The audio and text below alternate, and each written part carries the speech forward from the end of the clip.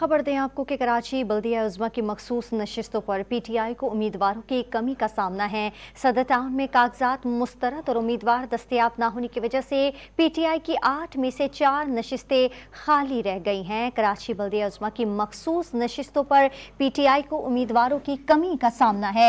सदर टाउन में कागजात मुस्तरद और उम्मीदवार दस्तयाब न होने की वजह से PTI की 8 में से 4 नशिस्तें खाली रह गई।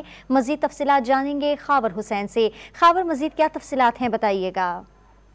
जी, कराची के जिला जनूबी सदर में कागजात नामजदगी और उम्मीदवार दस्तयाब न होने की वजह से तहरीक इंसाफ 8 में से 4 खाली नशिस्तें उनकी रह गई हैं। मजमूई तौर पर 22 काउंसिल में तहरीक इंसाफ 12, पीपल्स पार्टी 5 और तहरीक लब्बैक पाकिस्तान 1 नशिस्त के साथ उम्मीदवार थे, जबकि मखसूस नशिस्तें जारी की हतमी जो फहरिस्त है उसके मुताबिक 9 में से 8 नशिस्तें तहरीक इंसाफ के हिस्से में आई थी।